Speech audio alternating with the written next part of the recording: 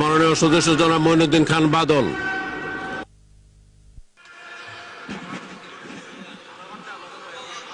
মাননীয় স্পিকার, আপনাকে ধন্যবাদ। তারুণ্যের উন্মাদনা ভালো, কিন্তু অতিরিক্ত উন্মাদনা খারাপ। যারা বক্তব্য রাখে তারা অনেকে ভুলে যান আমরা অনেকে এখানে বেঁচে আছি যারা জিয়াউর রহমানের সাথে একসাথে লড়াই করেছি। মাননীয় স্পিকার, এই সংসদে অন পয়েন্টটা যাতে কারেক্টলি থাকে সেজন্য বলছি, ব্যক্তি হিসাবে আমি প্রথম ব্যক্তি মেজর জিয়াউর রহমানকে 1971-এর 26শে মার্চ বোয়ালখালীর পার্টিতে রিসিভ করেছি এবং সারা দিন আমি জিয়াউর রহমান সাহেবের সাথে ছিলাম। প্রমাণ চান, এই সংসদের কাছে বলছি, you have to call colonel Oli, you have to call lieutenant general Mir Shawkat Ali, যারা আমরা একসাথে ছিলাম। আমি বরঞ্চ সংসদে প্রস্তাব দিচ্ছি, এই বাদানুবাদের দরকার নাই।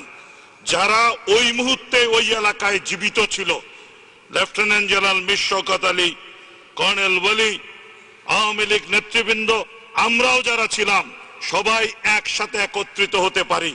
তখনই কিন্তু আলোচনা হবে ড্রামের উপরে দাঁড়িয়ে স্বাধীনতা হয়েছে না ড্রামের নিচে দাঁড়িয়ে স্বাধীনতা হয়েছে। মাননীয় স্পিকার, একই সাথে বলতে চাই, অনেকে একটা জিনিস ভুলে যান, যেই ডিক্লারেশন নিয়ে এত প্রশ্ন উঠছে, declaration on behalf of Bangabandhu দিয়ে জাতির কর্তৃত্ব নিতে চাচ্ছেন, সেই একই রেডিও স্টেশন এই অদম মঈনুদ্দিন খান বাদল 1971-এর 16ই ডিসেম্বর ওই রেডিও স্টেশন দখল করে বাংলাদেশ স্বাধীন হয়েছে ঘোষণা দিয়েছিলাম।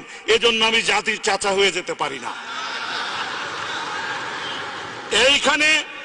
এইখানে অনেকে ভুলে যাচ্ছেন mister speaker, Chittagong radio station 10 কিলোওয়াটের রেডিও স্টেশন।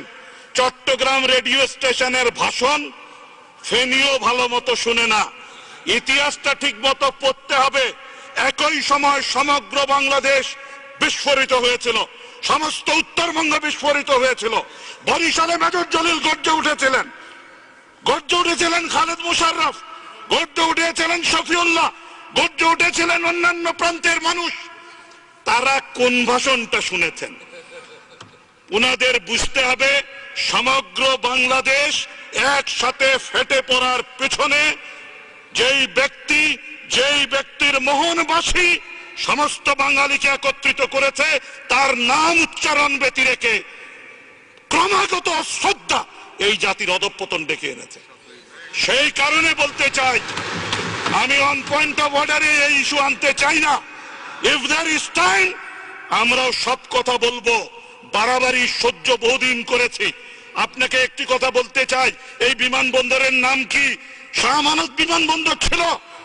26 তারিখ ঘোষণা করেছে হান্নান সাহেব, তার নামটা ছিল।